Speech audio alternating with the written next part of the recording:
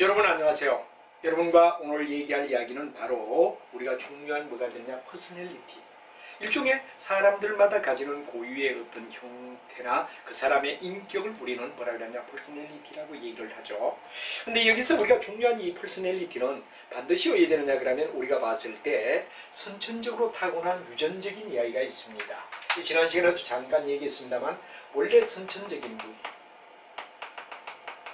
일종의 이건 바로 그 사람의 어빌리티를 나타내는 거죠. 어빌리티다.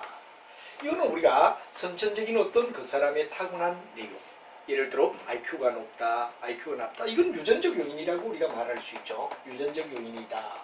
근데 여기는 어떠냐 그러면 우리가 봤을 때 거의 대다수가 손대기가 어렵습니다.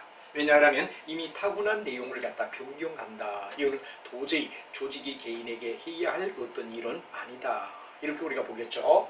그 다음에 이제 우리가 중요한 건 뭐가 되느냐, 이런 선천적인 어떤 요인이 굉장히 중요하게 자기의 퍼스널리티를 갖다 결정하는데 매우 중요한 이야기가 되고, 개인의 성격을 결정하는데 타고난 원래 성격이 있을 거다 하는 이야기가 일종의 하나의 선천적인 요인이라고 말할 수 있죠. 근데 많아요, 우리는 후천적인 부위가 있습니다. 그 사람이 어떤 상황에 자라느냐 하는 후천적 요인. 이 한마디로 말하면 후천적 요인은 환경적 요인이다, 이렇게 우리가 말할 수 있겠죠. 환경이다, 이렇게 우리가 얘기합니다. 환경에 의하여 결정될 수 있다. 어떤 환경에서 자라느냐 하는 데 따라 그 사람의 성격이 어떻게 되느냐 달라질 수 있다 하는 이야기를 우리는 얘기할 수 있죠. 그래서 이제 여러분하고 이제 우리가 배우려는 개인의 어떤 개인 한 사람 한 사람의 성격을 일종의 퍼스널리티라고 얘기하며, 그 사람만이 가지고 있는 고유한, 한마디로 말하면 지속적으로 그 사람만이 가지는 어떤 독특함, 이걸 갖다 우리는 퍼스널리티다 이렇게 우리가 얘기하고, 여기는 선천적 요인에 의하여 또 후천적 요인에 의하여 두 가지 영향에 의하여 이루어진 게 바로 한 개인의 뭐가 되냐, 성격이라고 우리가 말할 수 있다 하는 이야기를 우리가 얘기를 했습니다. 비교적 우리가 선천적이다 그럴 때는 유전적이다 그런 이야기를 갖다 우리는 얘기를 하고, 두 번째는 상황이 어떠냐, 상황이 어떠냐. 그래서 우리가 일반적으로 봤을 때 후천적 영향이면은 첫째 상황이 어떠냐.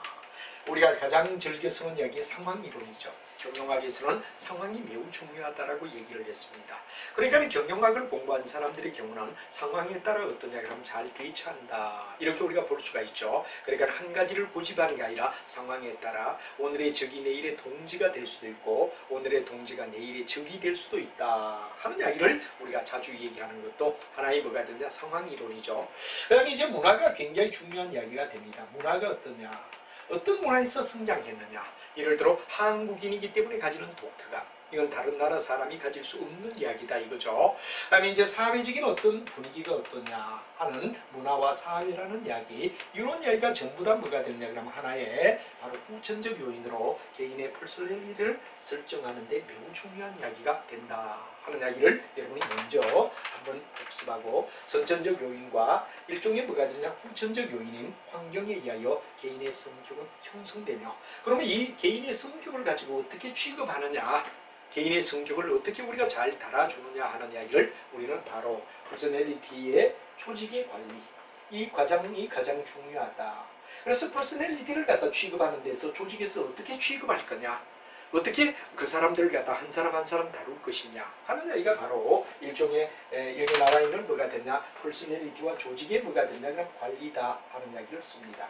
그래서 어떤 사람은 어떻게 이용하느냐 하는 이야기가 경영의 뭐가 되냐가 아주 주된 내용이 되는 거죠. 경영의 주된 내용에 가장 관심사가 되는 이야기는 바로 이와 같이 어디에 되느냐 하면 바로 소위 일종의 하나의 뭐가 되냐, 개인의 성격을 조직에서 어떻게 관리할 건가, 개인의 성격을 어떻게 조직에서 활용할 거냐 하는 이야기가 일종의 바로 퍼스널리티와 조직의 관리라고 얘기를 하죠.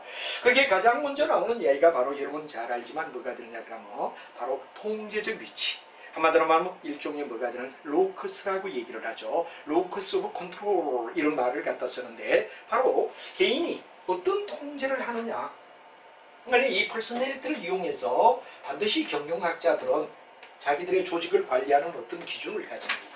그렇기 때문에 여러분이 가능하면 만약에 경영자가 되든 또는 피경영자가 되어가 고용인이 되든 내가 어떤 행동을 해야 될 것인가는 우리 조직 행위를 갖다가 좀 배우면 좀 더 정답이 나온다, 이런 말을 여러분에게 할 수가 있습니다. 정답이 나온다. 그러니까 이제 과연 경영학을 전공한 학자들이 경영학을 전공한 CEO들이 그 사람들이 어떻게 사람들을 갖다 취급할 거냐 그런 부위를 우리가 한번 안다 그러는 의미가 되죠. 역으로. 그럼 맨 먼저 우리가 봤을 때 어떠냐 그러면 바로 로커스 컨트롤이다. 통제에 의해되는 위치를 어떻게 맞추느냐. 이 말은 바로 경영자들은 어떤 사람은 어디에 어떤 사람은 어떻게 하는 나름대로 뭐가 되느냐 그러면 위치를 갖다 잡는데 여러분은 거꾸로 이런 내용을 알므로 해서 여러분이 어떤 조직에 들어갔을 때 나의 행동을 어떻게 할 것인가 하는 이야기에 대한 하나의 지침이 되겠죠. 그렇듯이 이 CEO들은 다 경영학을 전공한 사람들이기 때문에 사람을 다루는 기법의 예를 뭐 전체는 아니지만 부분적으로 여러분에게 얘기를 해주는 게 바로 이게 통제 위치다 하는 얘기를 쓸 수 있습니다. 그럼 통제의 가장 중요한 이야기가 바로 내재론자와 외재론자가 있습니다. 비교적 이 CEO들은 내재론자냐 외재론자에 따라 사람을 갖다가 취급하는 방법을 달리합니다. 이 내재론자는 모든 내용을 내 탓이요. 한마디로 말하면 모든 잘못을 스스로 이해되느냐 그러면 아 내가 잘못됐기 때문에 이제 잘못됐다. 시인을 하는 겁니다. 이 우리가 일반적으로 봤을 때 뭐가 되느냐 그러면 일종의 하나의 어떤 뭐 운명이나 이런 걸 갖다 생각하지 않고 바로 내재론자는 내 스스로 자신에게 모든 게 달려있다. 한마디로 말하면 자신에 대한 뭐가 되느냐 그러면 책임. 이 자신에 대하여 얘기를 하기 때문에 이런 사람들은 어떠냐 그러면 바로 나중에 회사에서 볼 때는 바로 참여적 리더십이다. 이런 사람을 키워가지고 나중에 뭐를 갖다 시키는 게 좋으냐 바로 조직에서 뭐가 되느냐 왜 책임감이 있기 때문에 모든 탓을 탓이오라고 얘기하는 사람의 경우는 바로 여러분 참여적 리더십 조직에 참여를 시켜라. 그래서 가능하면 참여적 리더십이다 하는 말을 우리가 쓰게 되죠. 참여적 리더십이다. 이제 이런 쪽으로 우리가 정리를 해주자 이거죠. 그러나 모든 사사건건을 갖다 외부 탓, 내 탓이 아니라 뭐 예를 들어 오늘 지각했다 이럴 땐 뭐 교통이 나빴으다. 또는 아니면 뭐가 되느냐 그러면 예를 들어서 내가 아니라 잘못이 탄 사람이 있다. 일종의 뭐가 되느냐 그러면 운명이나 또는 기회나 운이나 이런 걸 갖다 외부에 일종의 이거는 시키는 대로 스스로 일을 하는 게 아니라 남이 시키는 대로 따라가는 이런 스타일을 갖다 우리는 뭐라 그러냐 바로 외재론자다. 그래서 내 운명이 안 좋으니까 내가 재수가 없으니까 자기 탓은 별로 안 돌고 전부 다 부연해서 남에게 돌리는 이런 스타일은 외재론자라고 얘기를 하죠. 이럴 경우는 뭐가 되느냐 그러면 가능하면 지시적. 회사에서 볼 때는 지시적 리더십에 뭐가 되느냐 그러면 바로 이끌게끔 그냥 돈이나 주고 월급이나 받다가 적정한 시기 되면 어디 되느냐 나가게끔 만들어버린다. 이건 무서운 거죠. 그래서 모든 일을 자기가 적극적으로 마스터하고 내 탓이오라는 쪽으로 기울여줘야 어느 조직에 가나 앞으로 여러분이 참여적 리더십에 속하는 소위 회사를 이끌어가는데 참여하는 그룹에 들어가지 만약에 무조건 남 탓으로 돌리고 이러다 보면 위에서 딱 찍을 때 아 쟤는 월급 줬다가 적정한 시기에 잘라버리면 되겠다. 지시적 리더십이다. 그래서 여러분이 어느 형태를 취할 것인가를 고민할 때는 내재론자가 되는 게 더 현명할 거다 하는 말을 얘기하는 거죠. 그래서 뭐 남 탓으로 돌면 모든 상황을 외부로 돌리는 외재론자와 자기 스스로 모든 건 내가 잘못했기 때문에 내 탓이오라는 쪽으로 돌리는 내재론자. 그래서 여기에는 통제를 할 때 어느 쪽에 역점을 두느냐. 그러면 이제 경영자 입장에서는 바로 내재론자 같은 경우는 참여적 리더십 쪽으로 돌리고 외재론자는 바로 지시적 리더십으로 돌리는 게 낫다 하는 말을 얘기한다는 얘기를 알아두시면 되죠. 그 다음에 이제 A급이다 B급이다 여기는 뭐 특별한 건 없습니다만 A급은 뭐가 되냐 조금 부정적이다. 조금은 부정적이다. 예를 들어서 어떠냐 그러면 급하다 이거죠. 급하다. 급하게 해야 되느냐 그러면 입장으로 모든 일을 처리하려고 하는 걸 A형이다. 근데 B형은 뭐가 되느냐 그러면 약간 긍정적으로 우리가 얘기하는데 여기는 좀 어떠냐 그러면 한마디로 말하면 뭐가 되느냐 하나의 뭐가 됩니까 복잡한 형태를 갖다가 띠고 있더라. 그러니까 일종의 뭐가 되느냐 그러면 긍정적인 입장이면서 여기는 뭐가 되느냐 그러면 좀 느리게 의해야 되느냐 일을 처리한다 하는 이야기를 우리가 얘기하죠. 저를 예를 들어도 저는 젊은 나이 때는 뭐가 되느냐 철저히 A형이었습니다.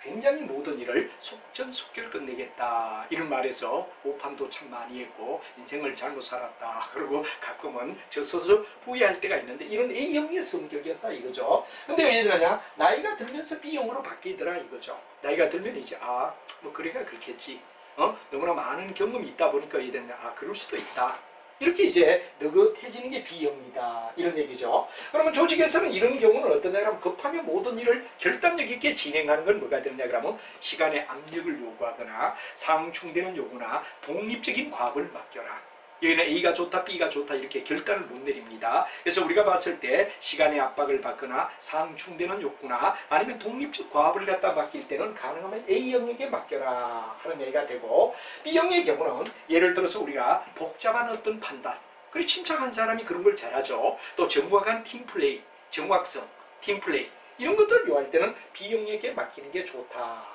하는 이야기로 설명을 할 수 있다 이거죠. 그래서 A형은 결단력이 있고 좋은 점도 있지만 잘못하면 실수를 많이 한다. 그러나 B형의 경우는 느리지만 완만하게 모든 걸 이끌어간다. 그러니까 상황에 따라 A형과 B형을 갖다가 상충되는 일이나 급한 일은 A형에게, 그 다음에 이제 완만하게 일을 처리해야 되면 팀플레이를 요구한다. 그럴 때는 B형에게 맡기는 게 좋다. 그래서 A형, B형, 이런 게 좋다, 나쁘다 이런 얘기는 못하지만 내재론자, 외재론자는 한 번쯤 생각할 필요가 있죠. 내 탓이다 하고 모든 걸 자기 탓으로 돌리는 사람이 있는가 하며 모든 걸 운명이나 타인에게 넘기는 걸 외재론자라고 불러준다 하는데, 내재론자는 참여적 리더십으로 키우는 게 좋고 바로 여기는 지시적 리더십으로 하기 때문에 가능하면 여러분들은 내재론자로서 모든 일을 내 탓이라는 쪽으로 돌려주는 게 현명하다 이런 얘기를 할 수가 있죠.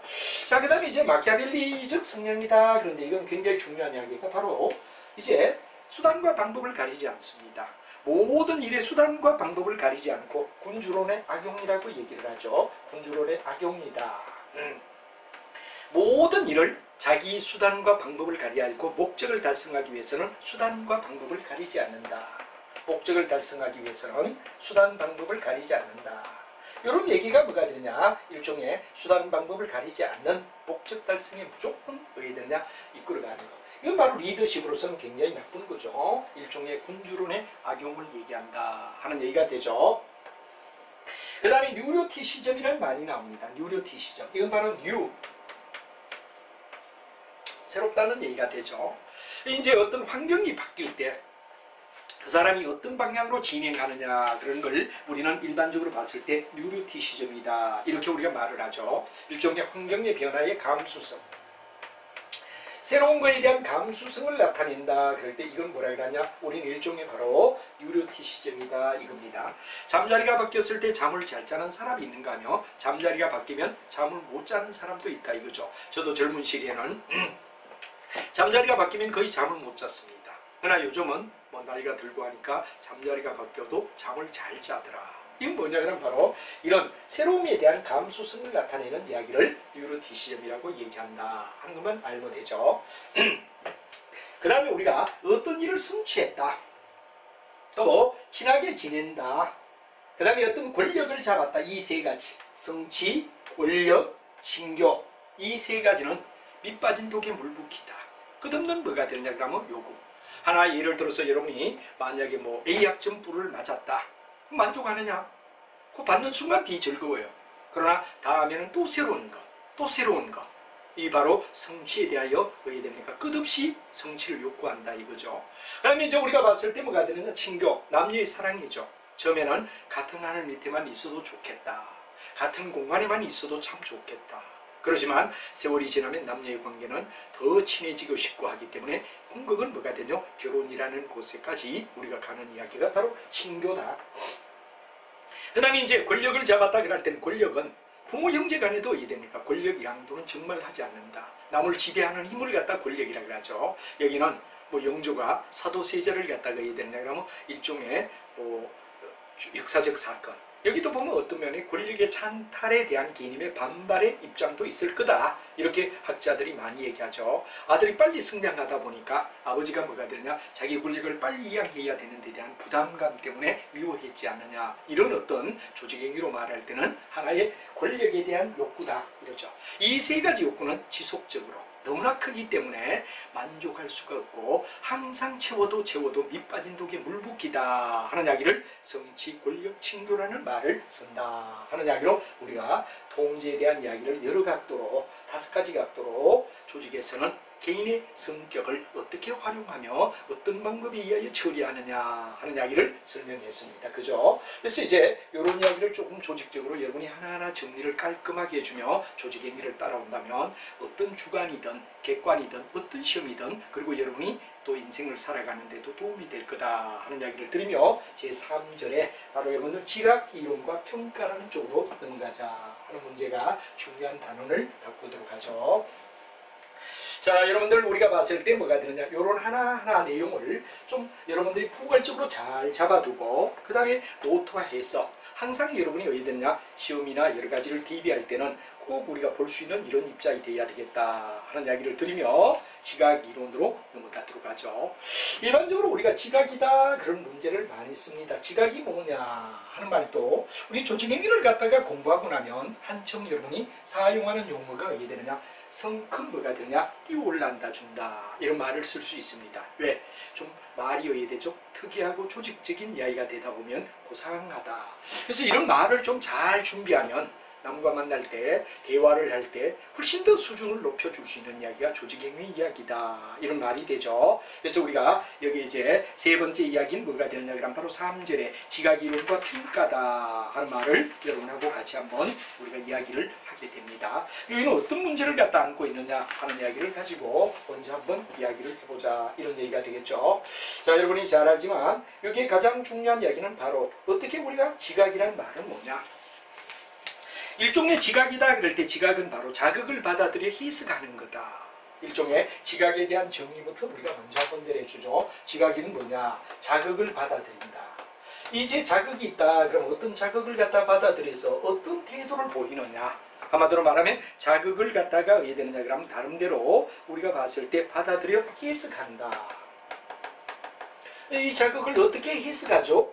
이게 뭐가 되느냐 그러면 우리가 일종의 지각이다 이런 얘기가 되죠. 그래서 이 단원의 가장 중요한 이야기는 바로 여러분들이 먼저 이러한 이야기에 들어가기 전에 기본적으로 알아야 할 이야기를 먼저 이야기를 하죠. 우리는 일반적으로 수많은 정보가 있다. 그럴 때 이 정보 중에 나에게 필요한 정보를 선택합니다.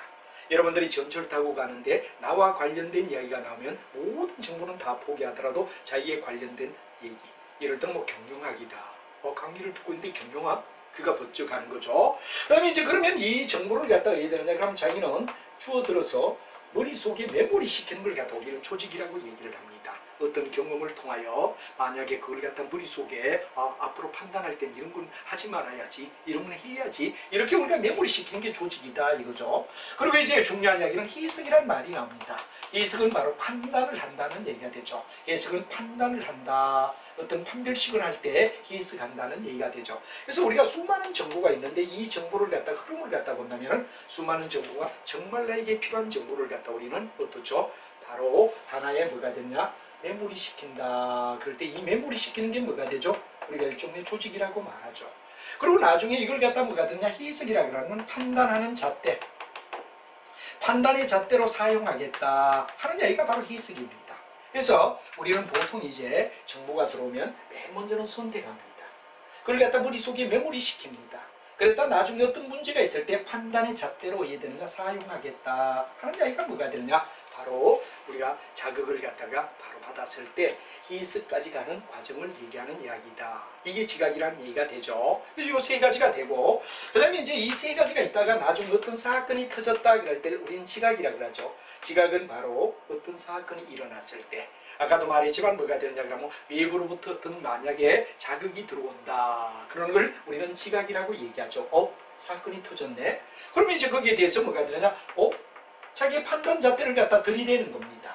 평상시에 자기가 잘 머릿속에 기억된 어떤 정보를 바로 어떤 사건이 일어났을 때 지각을 들이한다. 그러면서 이제 여기에는 태도란 말이 나오는데 태도는 호와 프로라는 두 가지를 갖다 우리가 겸하게 됩니다. 뭐 좋아할 수도 있고 싫어할 수도 있고, 예를 들어 나에게 유리한 정보, 나에게 정말 좋은 일이다 그럴 때는 호의 방향으로 가겠죠. 그러나 만약에 예를 들어 나에게 불리하다 이럴 때는 기분 나빠하죠. 그래서 이게 판단의 잣대로 이미 수없이 많은 인생을 살며 선택된 정보 속에 조직화해서 머리에 가지고 있는 판단의 잣대를 사건이 일어났을 때 들이대는 게 지각이다. 그리고는 호와 불호라는 태도가 일어납니다. 그리고 이제 뭐냐 그러면 거기에 의하여 행동이라는 액션이 일어나죠. 행동이 일어난다. 그래서 이게 항상 연결이 된다는 걸 여러분이 알고 있느냐, 이게 굉장히 중요합니다. 그래서 조직행위에서는 수많은 사건이 일어날 때 정말 필요한 걸 갖다 평상시에 머릿속에 메모리하고 나중에 판단의 잣대로 쓴다. 그런 게 선택 조직 해석이 되죠. 이게 바로 뭐가 되느냐면 사전적 미리 먼저 일어나는 행위다고 얘기하죠. 근데 실제 예를 들면 행동이 일어날 때는 어떤 문제가 일어났다. 실제 어떤 액션이 일어날 때는 이제 사건이 터졌네. 그럼 나의 해석의 판단의 잣대를 갖다 들이대. 그러면 거기에는 좋다 나쁘다 그러는 얘기가 어떻게 됩니까? 나타나겠죠. 그러면 이제 좋으면 좋은 대로 행동하고 나쁘면 나쁜 데 대하여 반항을 하는 이런 현상을 갖다 일으키는 걸 우리는 조직행위에서 바로 선택, 조직, 해석이라는 단계를 거쳐서 바로 왜 되느냐? 해석의 판단의 잣대를 가지고 실제 어떤 사건이 일어났다 그럴 때 일이 터졌네? 그럼 내 머릿속에 있는 뭐냐? 판단의 잣대를 들이대며 정말 내가 어떻게 하지? 좋아할 수도 있고 싫어할 수도 있죠. 그럼 이제 그 다음에는 액션에 옮겨지게 된다는 이 사건을 머릿속에 알아둠으로 해서 지각이론과 평가를 갖다 우리가 배우는데 도움이 된다 하는 이야기를 그 머릿속에 생각해 주시라는 얘기를 드리고 싶습니다.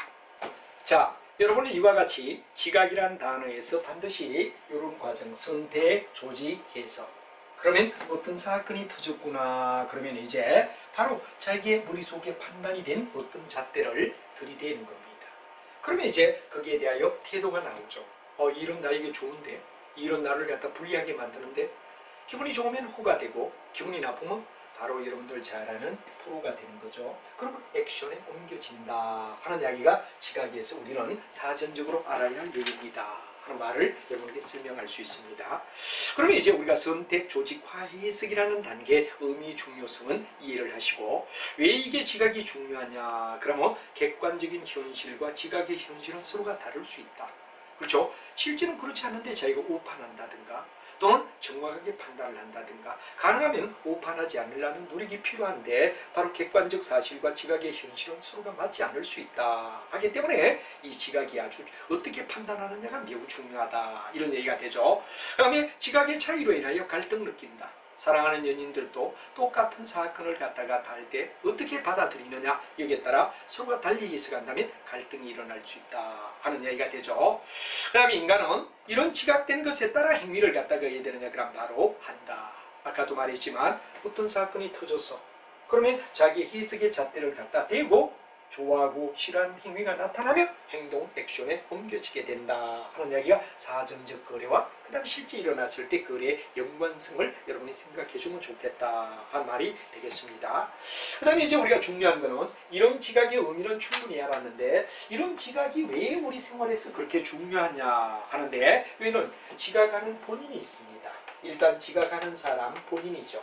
그 다음에 지각을 갖다 영향을 주는 타인이 있다. 이렇게 우리가 말하죠. 그럼 여기 중간에 뭐가 있느냐 하면 바로 우리가 봤을 때 환경을 얘기할 수 있다. 그래서 요 세 가지가 바로 예를 들어서 남녀가 처음 만나는 미팅을 할 때 어떤 장소에서 만나느냐에 따라 첫 인상이 달라질 수 있죠. 그래서 가능하면 이제 남녀의 미팅을 한다든가 이럴 때 뭐 어떻습니까? 같은 값이면 분위기가 좋은 쪽에 만나자. 바로 환경도 한 몫을 한다는 얘기가 되죠. 환경도 한 몫을 한다는 얘기가 되는 거다. 이거죠. 그래서 지각을 하는 본인, 지각에게 대상이 되는 대상자. 이 대상자는 어떤 면은 타인이라고 말할 수 있죠. 그리고 이제 이 두 사람이 만나는 환경이 어떠냐에 따라 바로 지각에는 뭐냐 그러면 커다란 변화가 있다 하는 말이 되죠. 그래서 여러분 책에도 보면 지각자는 모든 상황으로부터 영향을 받는 걸 갖다 우리는 지각자라고 하고 환경은 똑같은 뭐가 되느냐 지각자가 되더라도 환경에 따라 달리 지각할 수 있다. 그러니까 같은 값이면 장소가 좋은 곳에서 남녀가 만나면 훨씬 더 분위기가 좋다. 그런 게 환경을 얘기하겠죠. 그 다음에 인지가 곤란하거나 복잡한 대상은 잘못된 지각이 일어날 수도 있다. 그렇죠. 오판할 수도 있다 하는 말이 되는 거죠. 그래서 대상이 어떠냐에 따라 선입관을 가진다든가 잘못할 수도 있다 하는 이야기를 설명하고 있습니다. 그 다음에 지각 과정의 어떤 모형을 갖다 우리 책에 이제 보면 쭉 지각 과정의 모형이다. 그리고 요인은 이 세 가지를 얘기하고 모형에 대해서 우리가 생각해 보자 이거죠. 맨 먼저 우리는 수많은 환경에 뭐가 되느냐 그럼 바로 여러분들이 잘 알지만 수많은 환경이 있습니다. 그러면 이제 우리는 오감각인 청각, 시각, 후각, 미각, 촉각에 의하여 바로 선택을 하죠. 선택을 한다 이거죠. 그리고 이 선택한 걸 갖다 머릿속에 의해야 되느냐 그러면 메모리 시키는 게 조직화다 이거죠. 조직화해서 나중에 뭐가 되느냐 바로 판단의 잣대로 의해야 되느냐 쓰겠다 이거죠. 그래서 선택 그 다음에 조직 그 다음 뭐가 되느냐 그럼 바로 여러분이 중요한 행동이다 해석이다 하는 말을 우리가 반드시 알아야 되죠. 그래서 선택하고 조직하고 해석의 잣대를 만들어 놓는다. 또는 감정의 행동이 일어난다. 그래서 우리는 선택적 주의 밑에 보면 그 다음에 조직화 해석이라는 과정을 거쳐서 자기 나름대로 뭐가 되죠? 그렇죠. 많은 경험을 하게 되면 머릿속에 메모리된 판단력을 가지고 있다. 이 판단력이 바로 해석이라고 얘기하죠. 가지고 있다 이겁니다. 그래서 이제 여러분들 그걸 알았고, 그다음에 이제 맨 먼저 그 속에서 이제 우리가 보면 선택적 주의다 하는 말이 나옵니다. 선택적 주의라고 할 때 선택적 주의는 뭐가 되느냐 그러면 바로 여러분 잘 알지만 일종의 하나의 뭐가 되느냐 그러면 매 순간마다 일어나는 한정된 뭐가 되느냐 자극을 가지고 자기가 왜 되느냐 받아들이느냐 거절하느냐 하는 선택적 주의를 갖다가 치우치게 된다 이 말이죠. 그래서 이 선택적 주의를 우리는 일명 뭐라 하냐 칵테일 뭐가 되느냐 그러면 효과다 하는 말을 쓴데 칵테일 효과에 박스를 지어주시기 바랍니다. 여러분이 거기에 네 번째 다섯 번째 줄에 보면 칵테일 효과다. 그래가 칵테일은 정말 자기가 좋은 것은 머릿속에 기억을 하고 나쁜 거는 배제할 수 있다. 선택한다 이거죠. 수없이. 그래서 이걸 선택적 주의의 한 예가 뭐가 되느냐 바로 칵테일 효과다. 칵테일 파티 효과다. 우리가 파티를 이렇게 차려놓으면 자기가 돌아다니며 필요한 거 자기가 정말 필요한 것만 왜 되느냐 선택하는 걸 갖다 우리는 일종의 선택이다 이런 말이 될 거다 이런 얘기가 되죠. 그러면 이제 그 다음에 나오는 조직화란 말이 나옵니다. 조직화.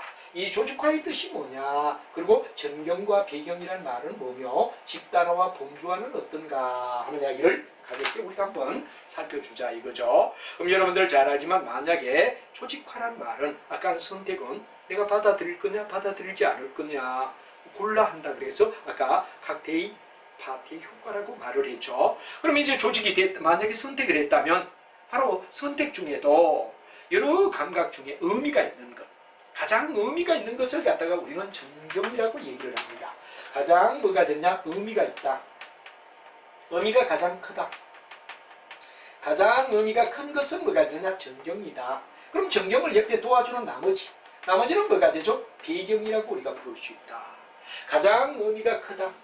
가장 의미가 크다. 바뀌어야 되겠네요. 가장 의미가 큰 쪽은 뭐가 되느냐 전경. 그 나머지는 뭐가 되죠? 일종의 배경이라고 우리가 말할 수 있다 하는 얘기를 여러분이 알아두셔야 된다는 게 아주 중요한 이야기가 되겠죠. 그래서 전경, 배경이란 말을 우리는 한번 생각해 주자 하는 이야기가 중요한 이야기가 될 것 같습니다. 그 다음에 이제 우리가 중요한 이야기는 뭐가 되느냐 전경은 가장 중심이 되는 어떤 가장 여러 가지 중에 주의 중에 가장 큰 걸 갖다 전경 나머지는 우리가 배경이라고 불러줄 수 있다 하는 얘기가 되죠. 그 다음에 이제 우리가 전경을 갖다 전경과 배경이 나온다면 이걸 갖다 왜 되느냐 그러면 하나의 의미 있는 형태로 조직화한다. 의미 있는 형태로 조직화한다. 그럼 이건 뭐냐? 집단화한다는 말이 되죠. 의미 있는 바로 뭐가 되느냐 그러면 내용으로 조직화하는 걸 갖다가 집단화한다. 그리고 수시로 많은 물건이 들어왔을 때마다 의미 있게 그룹별로 자기 속에 뭐가 되냐 이런 자극을 갖다 집단화시킨다. 이런 말이 되죠. 그럼 이 집단화된 내용 속에는 이제 하나의 범주를 만든다 이거죠. 집단화하고 범주화하게 된다. 일단은 집단화해서 하나의 범주, 자기 나름대로 있던 판단의 기준을 쭉 만들어 놓는 게 하나의 바로 일종의 범주화라고 하죠. 그럼 범주화 속에서 우리가 나오는 이야기 속에는 바로 근접성, 유사성, 연속성, 완결성, 연결성 하는 이야기가 있습니다. 그 책에 핵심 단어만 딱딱딱딱 하고 이해를 해주지 너무 방대한 양으로 들어가지 않아도 좋은데 조직인가 요즘 시험은 이 정도까지 여러분들이 해야 되느냐 그럼 근접해줘야만 된다 하는 얘기가 되죠. 그래서 약간 조직행위를 뭐 저렇게 깊이 들어가느냐 그럴지 모르지만 요즘은 어떻죠? 시사성에 의하여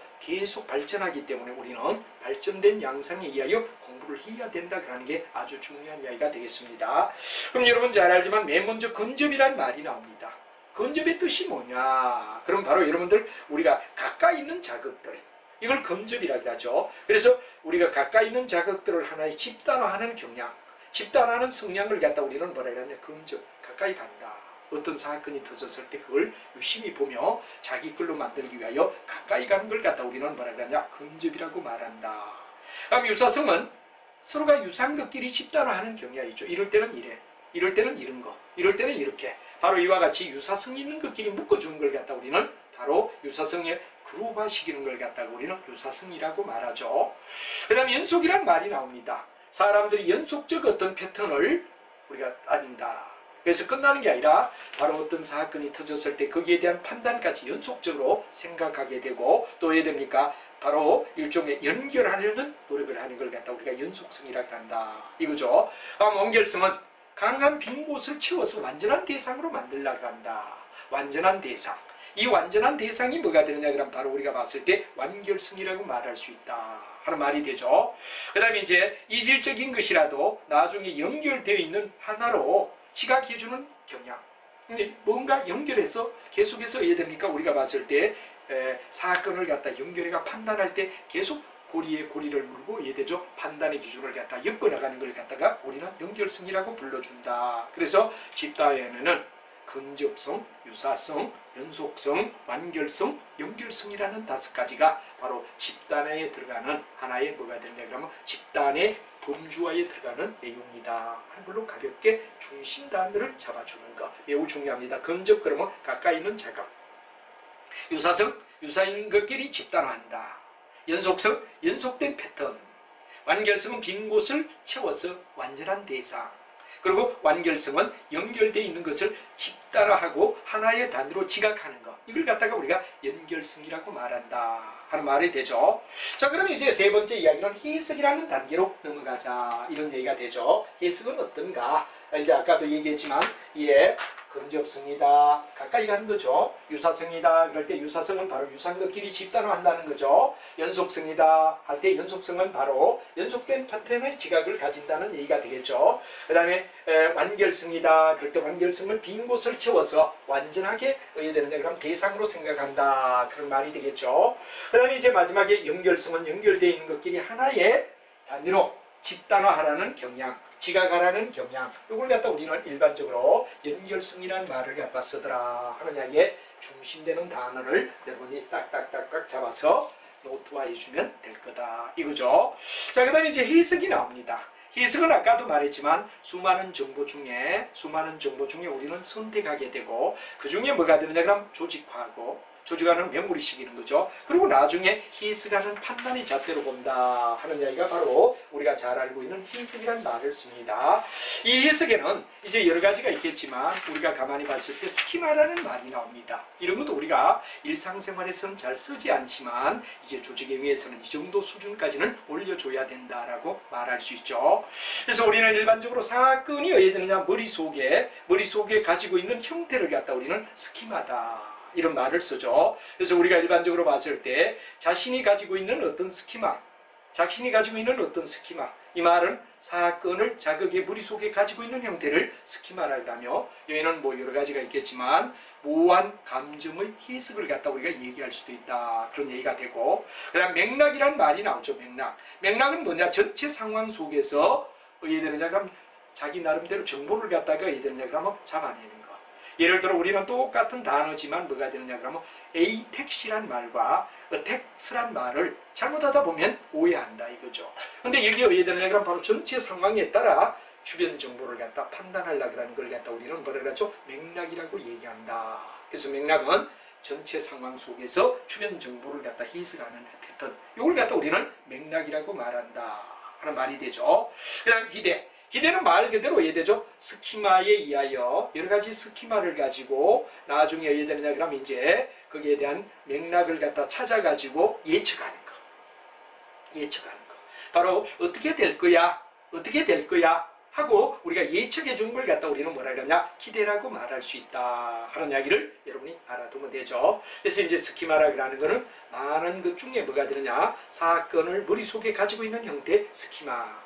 그 다음에 맥락은 바로 여러 가지 중에 전체 상황에서 주변 정보를 가지고 판단하는 거 이런 것들 맥락이라고 하고 기대는 스키마의 여러 가지 이하여 맥락을 거쳐서 바로 뭐가 되느냐 하나의 예측을 하는 내용 이렇게 될 거야 하고 결론을 내리는 걸 갖다 우리는 기대라고 말한다 하는 이야기를 여러분이 알아두면 되겠습니다.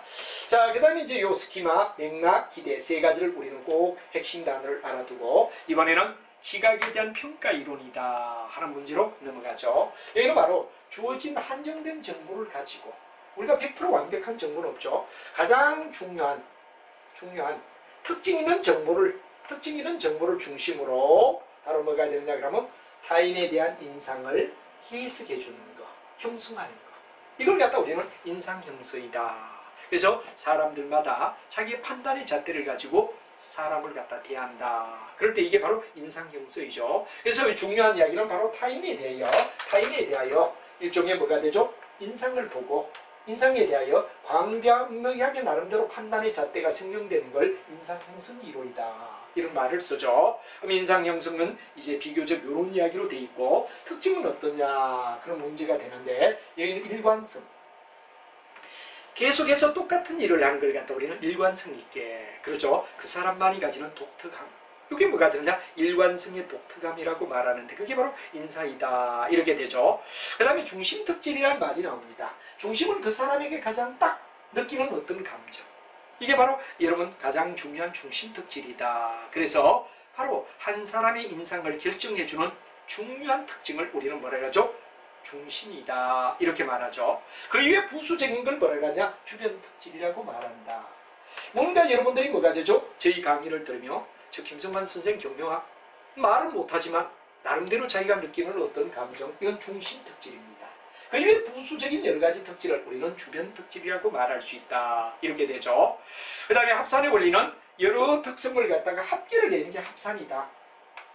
중심과 주변을 다 더해가지고 합산으로 우리가 저 사람이 어떻다 하는 이야기를 얘기하고 평균은 정보를 평준화해서 저 사람은 괜찮아 아니면 저 사람은 아주 질적으로 안 좋아 이런 어떤 평균의 원리 이하여 때린다 이거죠.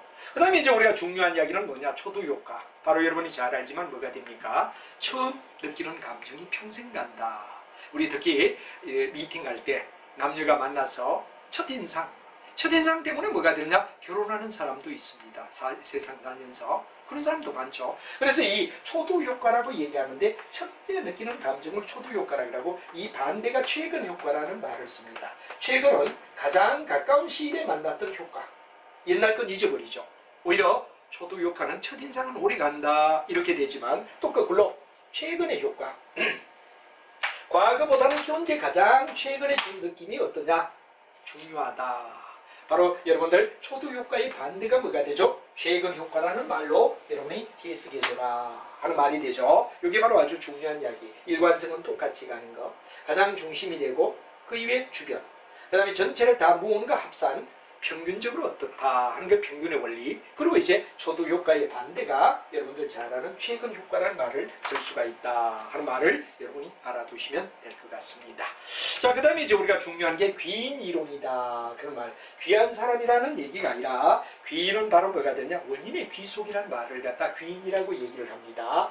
잘못하면 귀인 그러면 조직행위를 처음 배우는 사람은 자 책을 딱 보자마자 이거 뭐 귀인이란 말은 우리가 일반적으로 봤을 때 뭐 쉽게 얘기해서 뭐가 되느냐 그러면 귀한 사람을 갖다 귀인이라 그러느냐. 근데 이건 아니고 원인에 귀속한다는 말을 귀인이라고 불러준다 하는 이야기를 여러분이 먼저 정리로 깔끔하게 이해를 해주십사 하는 이야기를 드리고 싶습니다. 그래서 귀인이란 말은 바로 일종의 하나의 뭐가 되냐? 원인에 귀속하자. 귀인의 뜻은 원인의 귀속. 요때 원인 그럴 때 원인이 귀속하자 하는 말이 바로 뭐가 되냐? 귀인이란 말이 되죠. 그래서 이제 여기서 원인의 귀속 속에서 우리가 얘기되는 게 뭐가 되느냐 그럼 바로 행위의 원인을 우리가 바로 분석하는 겁니다. 행위의 원인을 쟤는 이렇게 됐기 때문에 이랬을 거야 하고 나름대로 판단하면 이건 귀인이다 이거죠. 그래서 귀인은 바로 뭐가 되느냐 그럼 우리가 봤을 때 하나의 여러 가지 원인의 귀속이라는 얘기인데 여기 이제 나오는 이야기가 내적 귀속이다, 외적 귀속이다 하는 말이 나오죠. 이 내재론자, 외론자와 약간 비슷한 이야기지만 여기는 또 어떤 이야기냐면 바로 행위의 원인, 능력, 동기를 갖다가 뭐가 되느냐 그러면 내적 요인에 의하여 이루어진다. 그래서 이제 행위를 갖다 할 때 그 행위의 원인이 능력, 동기, 원인에 의하여 내적인 것에 의하여 이루어진다. 그러면 내적 요인입니다. 그러나 예를 들어 일종의 이때는 내적 요인은 일관성이 굉장히 높아야 되겠죠. 자기만의 독특함. 이게 바로 일종의 내적 귀속이다 이거죠. 그러나 이런 것보다는 상황이 어떻게 되냐? 예를 들어 불이 났다. 그럼 불이 났다면 사람들은 뭐 자기 책임 이런 거, 체면 이런 거 없이 무조건 뛰쳐나가야 되죠. 왜? 생명을 위하여. 이건 뭐가 되냐? 외적 귀속이다 이거죠. 그래서 우리가 일반적으로 내적 귀속은 일상적으로 평상시에 일어나는 행위라고 본다면 외적 귀속은 특이성, 합의성이 높다. 누구나 다 그렇게 할 거다. 특이하다. 이런 상황에 돌발 변수를 갖다 우리가 유도하는 건 뭐가 되느냐? 외적 귀속이라고 우리가 말하죠. 그러나 평상시와 같게 그 사람만의 독특함 이런 걸 갖다 우리는 내적 귀속이다 하는 얘기로 우리가 바로 평상시와 같은 개념 내적. 특수한 상황이 일어날 때 예를 들어 특이하다 또는 아니면 누구나 다 그렇게 할 수밖에 없어 하는 합의성이 높고 일관성이 낮아지면 외적 귀속이다. 이걸 예를 들어 평상시에 우리가 이해되죠? 뭐 목욕탕에 가서 다 이제 뭐 여러분들 목욕을 하고 나온다면 자기 몸매나 모든 걸 갖다 다 관리하고 나오겠죠. 근데 만약 목욕탕에 불이 났다 이럴 때는 타월 하나 걸치고라도 체면을 무시한 채 뛰쳐나온단 말이에요. 이게 뭐가 되느냐? 그럼 바로 외적 귀속은 불이 났을 때, 내적 귀속은 평상시와 같을 때 자기의 내면적인 내용. 그러니까 이제 우리가 중요한 건 내적 귀속의 경우는 특이성, 합의성은 어디에 되느냐? 낮고 평상시 일관성이 높다. 이거면 그걸로 반대가 되는 게 뭐가 되냐? 외적 귀속이다 이거죠. 특이성, 합의성이 높고 일관성이 오히려 왜 되느냐? 그러면 낮다 하는 말로 우리가 얘기한다 하는 얘기가 중요한 이야기가 되겠습니다. 자, 그 다음에 이제 우리가 봤을 때 특정한 행위 여부를 갖다 특이성이라고 하죠. 특정한 행위 여부를 갖다 우리는 특이성이다 이렇게 말하고, 합의성은 모든 사람이 같은 반응을 보이는 걸 갖다 합의했다 이렇게 되죠. 그다음 일관성은 이 특이한 게 얼마나 지속하느냐 여기에 따라 일관성이란 말을 갖다 얘기했는데, 특이성의 지속 여부가 바로 우리가 일관성이란 말을 쓴다 하는 말이 되겠죠.